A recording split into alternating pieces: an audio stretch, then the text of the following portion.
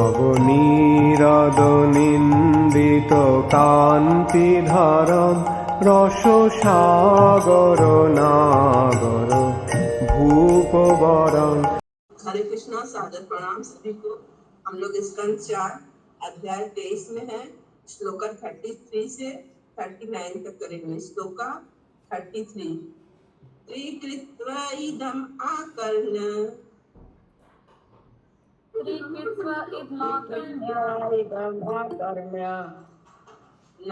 नार्यत्वावृता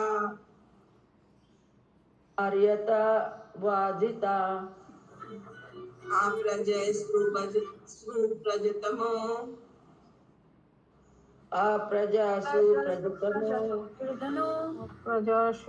सुप्रजतम निर्धनो धनवत्तम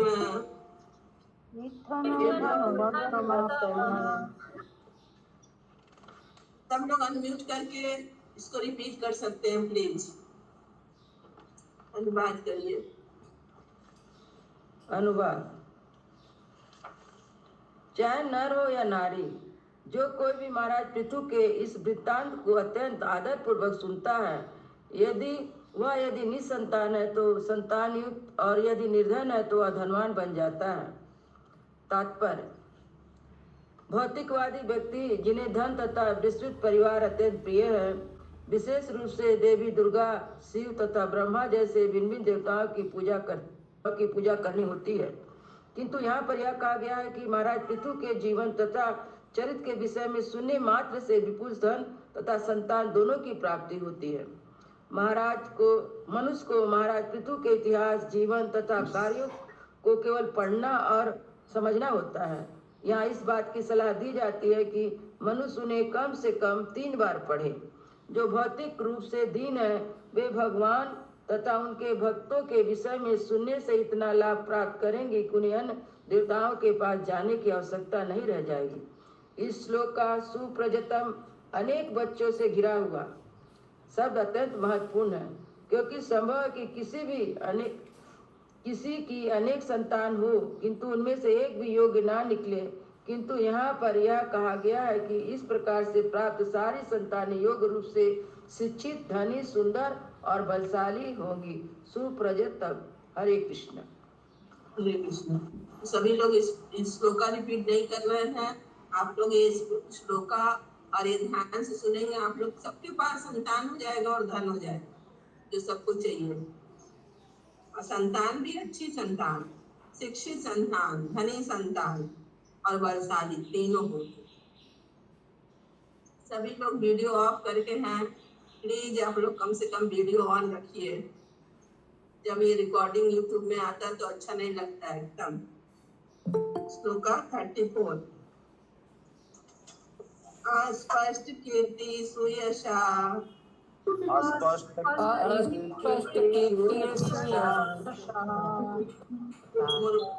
भवति पंडितः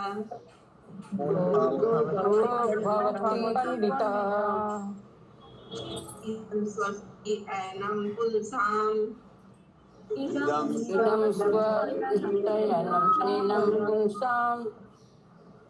अमंगल निवारणम्।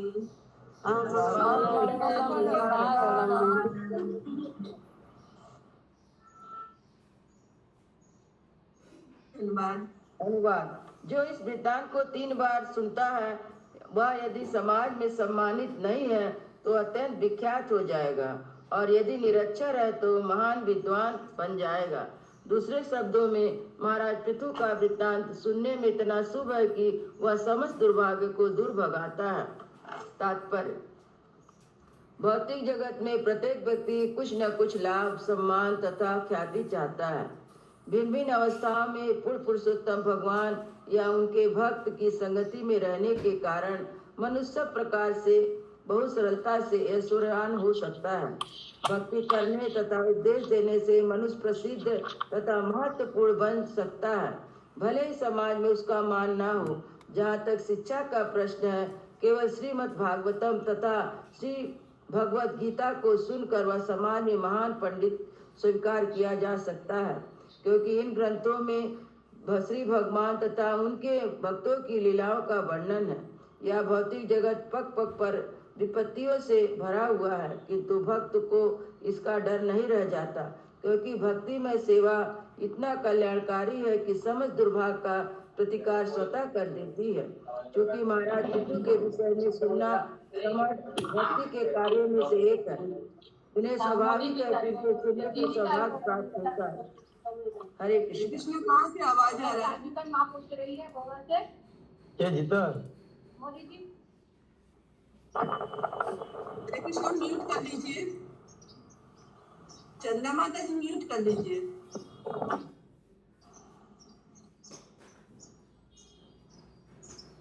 पढ़िए। हो गया। महाराज पितु के बारे में 3 बार सुनना चाहिए लिखा हुआ है। जो इस वृत्तांत को 3 बार से सुनता है और समाज में सम्मानित हो जाएगा। किसी का कोई क्वेश्चन है? श्लोका 35। धन्यम यस्यम् आयुष्यम धन्यं नाम सत्यमायम् स्वर्ग्यं कलियम् आतापहम् स्वर्गं कलियुगलापहम् धर्मार्थ काम मोक्षाणाम धर्मार्थकाममोक्षाणां सम्यक् स्थित अभीप्सुभिः अभिषुभिः श्रद्धया एतत् अनुश्राव्यम् तदेकतेन्द्रव्यं चतुर्णां कारणम् चतुर्णां परम्। अनुवाद। महाराज पितु के चरित्र को सुनकर मनुष्य महान बन सकता है, अपनी जीवन अवधि आयु बढ़ा सकता है, स्वर्ग को जा सकता है और इस कलिकाल के कलमशों का प्रतिकार कर सकता है। साथ ही वह धर्म, अर्थ, काम और मोक्ष के हितों में उन्नति ला सकता है। अतः सभी प्रकार से यही अच्छा है कि जो भौतिकवादी लोग ऐसी वस्तुओं में रुचि रखते हैं वे महाराज पृथु के जीवन तथा चरित्र के विषय में पढ़े तथा सुने। तात्पर्य: कोई भी महाराज पृथु के जीवन तथा चरित्र अंतों को पढ़कर तथा सुनकर स्वाभाविक तौर पर भक्त बन जाता है, और जो वह भक्त बन जाता है उसकी सारी भौतिक इच्छाएं पूरी हो जाती है। इसलिए श्रीमद् भागवतम 2.3.10 में संस्तुति की गई है: अकाम सर्व कामो वा मोच कामा उदारते त्रिवेणा भक्ति योगेना यजते पुरुषम परम। यदि मनुष्य श्री भगवान के धाम वापस जाना चाहता है या शुद्ध भक्त अकाम बनना चाहता है या कुछ भौतिक संपन्नता चाहता है तो सकाम या स्वर्ग काम या फिर परम ब्रह्म के तेज में विलीन होना चाहता है, मोक्ष काम, तो भी उसे भक्ति योग का मार्ग अपनाने तथा भगवान श्री विष्णु तथा या उनके भक्तों के विषय में श्रवण तथा कीर्तन करने की सलाह दी जाती है। वैदिक साहित्य का यही निचोड़ है। वेदैश्च सर्वैरहमेव वेदो, श्रीमद् भगवद गीता 15.15। वैदिक का ज्ञान का उद्देश्य भगवान श्री कृष्ण तथा उनके भक्तों को समझना है। जब भी हम श्री कृष्ण के विषय में कुछ कहते हैं हम उनके भक्तों की भी तो बात करते हैं, क्योंकि अकेले नहीं हैं, वे कुछ भी निर्विशेष या शून्य नहीं है।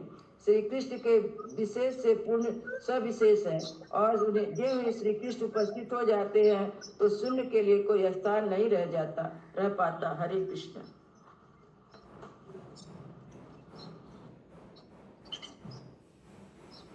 कोई क्वेश्चन है? तो चाहे शुद्ध अकाम हो, चाहे सकाम हो, चाहे मोक्ष काम हो, सबको भक्ति योग साथ ले और विष्णु भगवान की भक्ति करने में श्रवण कीर्तन करने की सलाह दी जाती है। लेकिन यहाँ पे लिखा गया है कि जो यहाँ पे श्री कृष्ण तथा उनको भक्तों को समझता है, उनके विषय में कुछ बात करते हैं तो हम लोग खुद ही जा सकते। श्लोका 36। विजयाभिमुखो राजा विजयाभिमुखो राजा श्रुत्वा एतत् अभियात्यान् कृत्वा एतद्वियात्यान् बलिन्तस्य हरन्तग्रे बलितस्महत्ये राजान पृथ्वे यथा राजानपृथ्वे यथा। अनुवाद। यदि विजय तथा प्रशासनिक शक्ति का इच्छुक कोई राजा अपने रथ पर चढ़कर प्रस्थान करने के पूर्व महाराज पृथु के चरित्र का 3 बार पाठ करता है तो उसके अधीन सारे राजा उसके आदेश से ही सारा कर उसी प्रकार लाकर रखते हैं जिस प्रकार महाराज पृथु के अधीन राजा उनको दिया करते थे। तात्पर्य, चूंकि क्षत्रिय राजा संस्कार पर शासन करना चाहता है अतः वह अन्य समस्त राजाओं को अपने अधीन करना चाहता है। ऐसी स्थिति तब भी थी जब महाराज पृथु पृथ्वी पर शासन कर रहे थे। उस समय इस ग्रह के वे हरे कृष्णा दीदी चलिए चंदा माता जी बोलिए। माता जी हरे कृष्णा, सादर प्रणाम। मैं करूँ माता जी, पृथु महाराज का अलग से ग्रंथ है क्या कोई? भक्त से मतलब जिसे उनका कोई अलग से ग्रंथ है? पृथु महाराज के नाम से कोई ग्रंथ है अलग से? भगवान के सबसे बड़े भक्त थे तो भक्त का कथा सुनना या भगवान का कथा सुनना दोनों समान होता है। कोई ग्रंथ तो नहीं अच्छा है माता जी, ठीक है, भागवतम में जो उनके विषय में लिखा हुआ। हाँ समझ गए माता जी। आगे पढ़िए। ऐसी स्थिति तब भी थी जब महाराज पृथु पृथ्वी पर शासन कर रहे थे।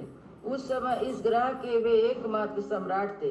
यहाँ तक कि 5000 वर्ष पूर्व महाराज युधिष्ठिर तथा महाराज परीक्षित इस ग्रह के एकमात्र सम्राट थे, क्योंकि कभी कभी अधीनस्थ राजा विद्रोह किया करते थे। अतः सम्राट के लिए अनिवार्य हो जाता था कि वहां जाकर उन्हें दंड दे। महाराज पृथु के जीवन तथा चरित्र के वृत्तांतों के पाठ की यह विधि संसार में राज करने के लिए अभिलाषी राजाओं के लिए संस्तुति की जाती है, जिससे वे अन्य राजाओं पर विजय पा सके। हरे कृष्ण। महाराज वृत्तांत की जब मतलब उनका स्टोरी, उनका ये जो है उनका सब कथा, उसको सुनने से संसार में राजा लोग भी विजय प्राप्त कर लेंगे जो राज्य के अभिलाषी हैं। किसी को कोई क्वेश्चन है? श्लोका 37 मुक्तान् संगो भगवते मुक्त्यानुसंगो भगवते अम्लां भगवान् अम्ला भक्ति भूतान् चरित पुण्यम चरितं पुण्यं श्रुण्या श्रावयेत पठेत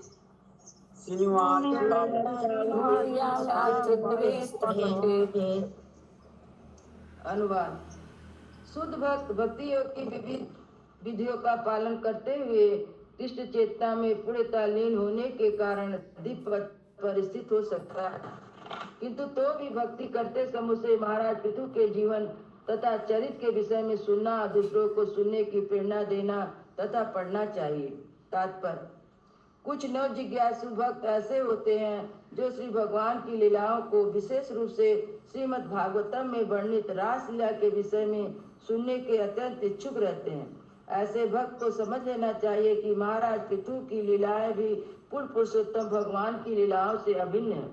महाराज पृथु ने आदर्श राजा के रूप में अपनी प्रतिभा का प्रदर्शन किया कि प्रजा पर किस प्रकार शासन करना चाहिए, किस प्रकार उसे शिक्षित करना चाहिए और किस प्रकार राज्य का आर्थिक विकास करना चाहिए, किस प्रकार शत्रुओं से लड़ना चाहिए, किस प्रकार यज्ञ करना चाहिए आदि आदि।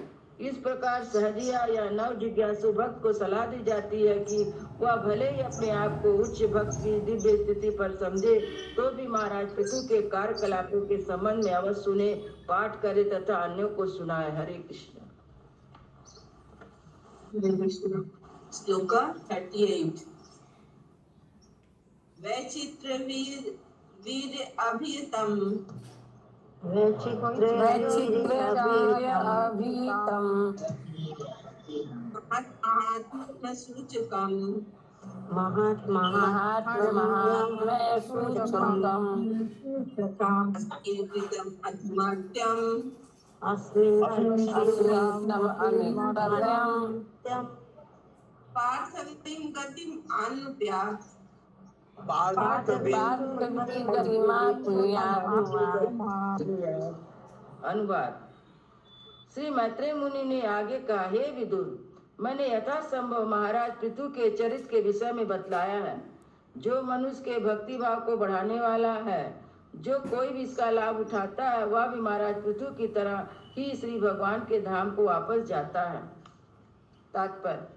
पिछले श्लोक में आया था, श्रवण शब्द इंगित करता है कि मनुष्य को न केवल स्वयं पढ़ना चाहिए, वरना अन्यों को भी पढ़ने तथा सुनने हेतु प्रेरित करना चाहिए। यह उपदेश देना कहलाता है। श्री चैतन्य महाप्रभु ने इस अभ्यास की संस्तुति की है।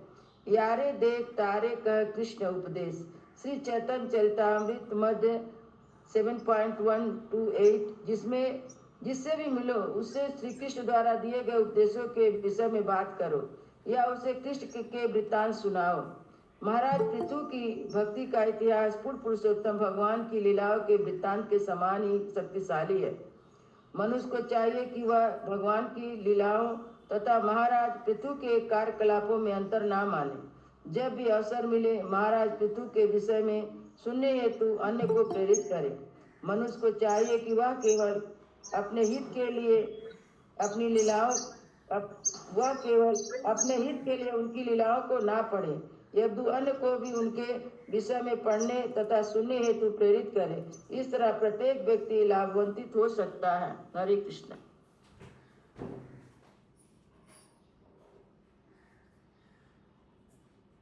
अब म्यूट में मत हो।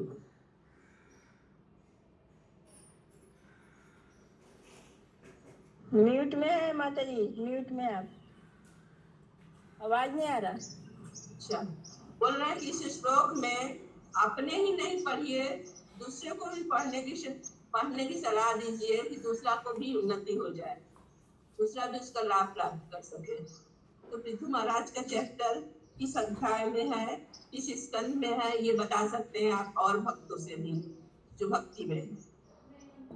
ठीक है, किसी का कोई क्वेश्चन है? श्लोका 39 आज का अंतिम श्लोका। आज क्लास भी है माता जी का। अनुदिनम इदम आदरणेन शृण्वन् अनुदिन आदेरेण श्रीमान् पृथु चरित्रं प्रथैविनं विमुक्त संग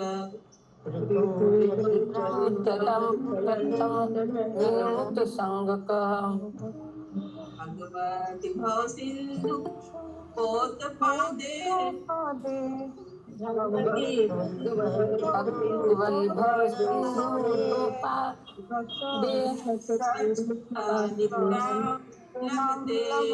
मनुष्य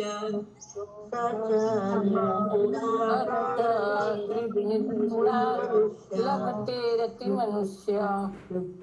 अनुवाद।